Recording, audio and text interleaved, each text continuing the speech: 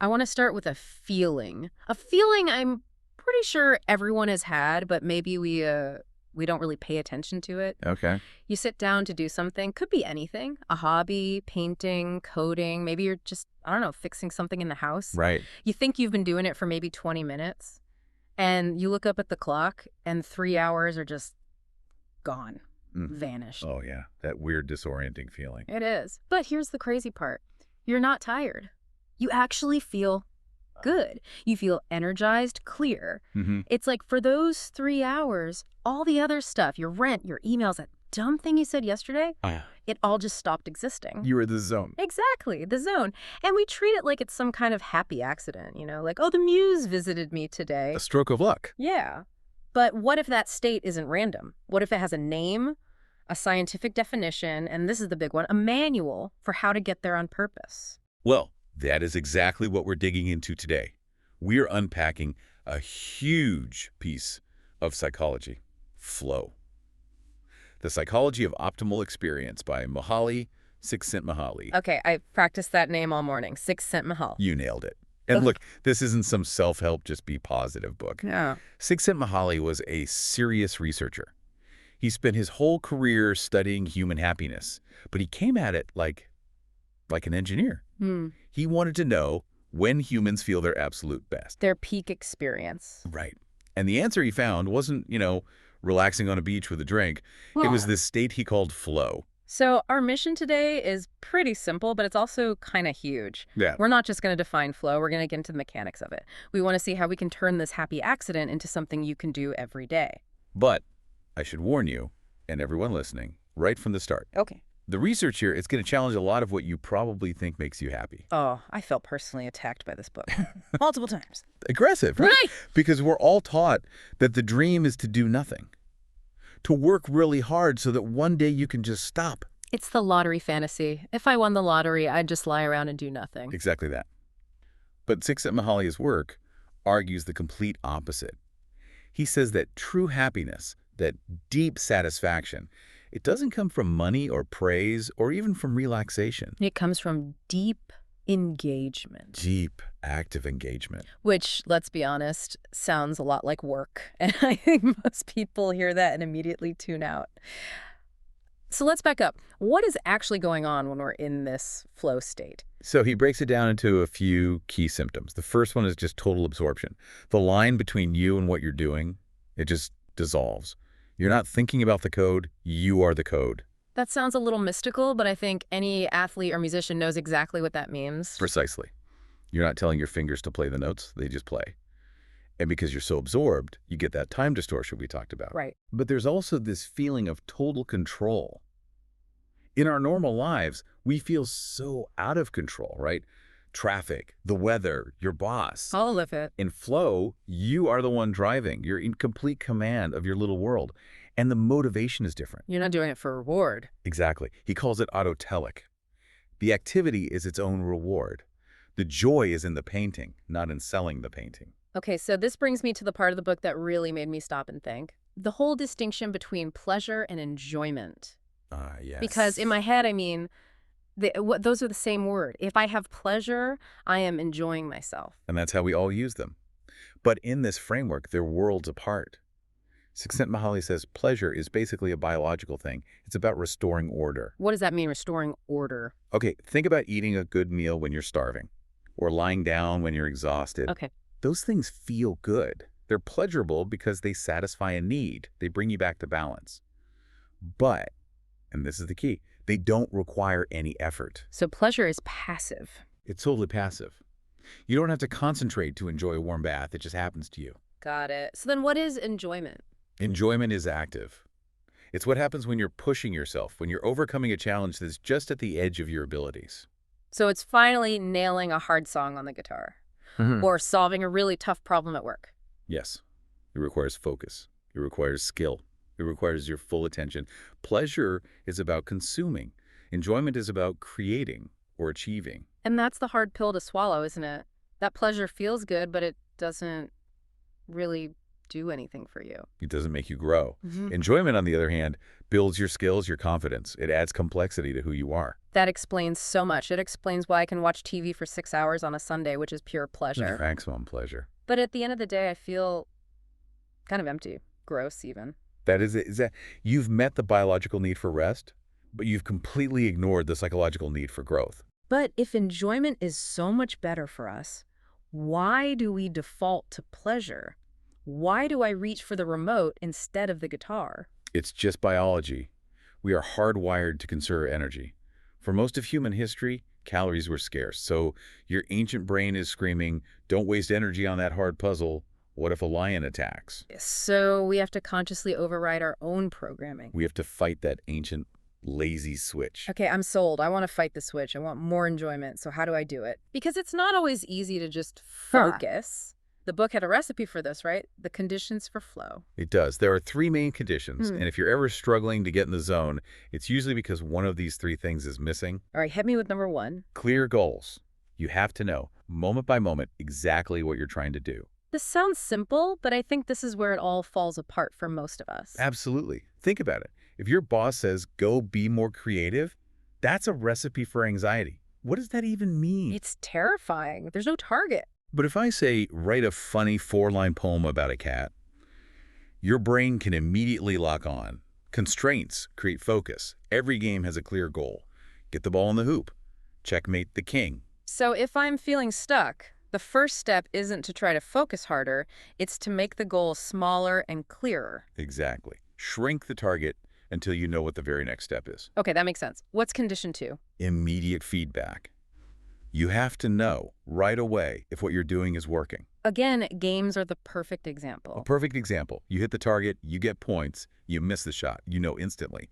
This creates a tight loop between your action and the result. It keeps your mind from wandering. And that's why so many office jobs feel so draining. You send an email out into the void and nothing. You have no idea if you're winning or losing. Right. The feedback loop is broken. So if you want flow, you have to build your own feedback systems. Okay, so clear goals, immediate feedback. Which brings us to the third one, the big one, the balance. The secret sauce. Yeah. It's the relationship between the challenge of the task and your own skill level. I always picture that graph from the book. Yes, the graph is the key. So picture 2 axes. On the vertical one, you have challenge, from low to high. Okay. On the horizontal, you have your skill, from low to high. Now let's look at what happens when they're out of balance. Right. If the challenge is really high, but your skill's low, say you've never flown a plane and I put you in the pilot seat, what do you feel? Abject terror. Anxiety. I'm completely overwhelmed. It's anxiety. Now let's flip it. Your skill is super high, you're an expert, but the challenge is really low. You're doing something you could do in your sleep. Boredom. My mind just checks out. I start thinking about what's for dinner. Exactly. Flow happens in that perfect channel between them, the Goldilocks zone, where a high challenge is met by your high skill. You're being stretched, but not broken. I love this because it means we have control. A good day isn't just luck. It's about managing these variables. That is the whole point. If you are bored, you don't need a new job. You just need to increase the challenge. How do you do that with something like, I don't know, washing the dishes? You can't make the dishes harder. Oh, you absolutely can. You turn it into a game. You say, okay, I'm going to wash these dishes with the perfect economy of motion, like a surgeon, and I'm going to do it in under 5 minutes. Huh, you're creating micro goals. You're hacking the system. You're artificially raising the challenge to meet your skill. And if you're anxious because the task is too big, You lower the challenge. you don't say, I have to write a novel. You say, I have to write 1 good sentence. You adjust the levers until you slip right into that flow channel. Okay, that's incredibly practical. But let's talk about where we can apply this, because the book gets into some really counterintuitive territory, especially when it talks about work. The workplace paradox, my favorite part. Lay it out for me. Because if you ask anyone, would you rather be at work or on vacation? And the answer is always vacation. Of course it is. That's the story we tell ourselves. Work is the thing we endure so we can have leisure. But Csikszentmihalyi did this amazing study. He gave people pagers. Pagers. Okay, we're showing the age of the research here. A little bit. It was the 80s. But the method was brilliant. He'd beat people at random times during the day and have them write down what they were doing and how they felt. And what did he find? He found, overwhelmingly, that people reported higher levels of focus, engagement, and feeling strong and creative while they were at work. Wait, so people felt better at their jobs, But they said they'd rather be doing something else. Exactly the paradox. At work, they were often in flow. Think about it. Work has goals. It has feedback. It has challenges that match our skills. And unstructured leisure time has none of that. None. And what does the mind do when it's left to its own devices? It doesn't just float in a happy cloud. It drifts into chaos. It starts to worry, did I pay that bill? Why did that person say that thing to me? The Sunday scaries. That's it. So we have this crazy situation where we're at work, feeling competent, but dreaming of being home. Yeah. Then we get home, get what we wanted, and we feel bored and anxious. So the book isn't saying work more. It's saying we need to rethink our leisure time. Exactly. The point isn't to stop relaxing. The point is to make your leisure active instead of passive. Structure it. Give it goals. Treat your weekend like you treat a project at work. In a way, yes. Don't just collapse on the couch. Learn an instrument, play a sport, cook a complicated meal, have a deep conversation. I'm thinking about my friend Rahul, the video editor. Editing can be so tedious, right? It's just frame by frame. But he gets into this state. He treats it like a rhythm game. He's cutting to the music, finding the perfect moment. He loves the process. Rahul gets it. He has turned his work into an autotelic experience. The joy is in the craft, not just the finished product. And that's the thing. We do this naturally. We pay money to do work as a hobby. We buy a 1,000-piece puzzle. We go rock climbing. We garden. Yes. If your boss told you your job today is to sort these 1,000 tiny pieces of cardboard, you'd quit on the spot. But because you choose it, because it challenges your skills, it becomes enjoyment. This all leads to a much bigger kind of philosophical idea in the book, this concept of psychic entropy. Yeah, that's the big picture. It sounds like something from science fiction, but what is it? It's just a term for the mind's natural state. When your attention isn't focused on anything, your mind isn't peaceful and empty. No, it's a mess. It's a mess. It's full of worries, random thoughts, insecurities, that mental noise, that disorder, that psychic entropy. It's the default. That's why being awake at 3 a.m. is the worst. Your brain just starts attacking itself. Exactly. And flow is the cure. Flow is what brings order to that chaos. When you are deeply engaged in a task, all that other noise it vanishes. Your consciousness becomes ordered. So it's a form of mental discipline. It's the ultimate form of mental discipline. And he argues this is how we build a life that can withstand, well, life. We can't control the world outside, but we can learn to control our own consciousness. We can create our own internal order no matter what's happening externally. And that brings us to the final chapter, the meaning of life. Just a small topic to wrap things up. Right. But his conclusion is actually really simple and beautiful. He says a meaningful life isn't about achieving some big goal at the end. It's a life that is made up of a long series of flow experiences. So the meaning of life isn't a destination, it's the quality of your attention along the way. Yes. If you can find flow in your work and in your relationships and in your hobbies, you've built a meaningful life. You're not waiting for happiness to find you. You're creating it moment by moment. That puts all the responsibility on us, though, which is empowering, but also a little intimidating. It means if I'm bored, it's my own fault. Pretty much. A boring life is the result of an untrained mind. Ouch. Okay, so let's wrap us all up for the listener. We've defined flow as that sweet spot between high challenge and high skill. We've talked about how it's different from passive pleasure.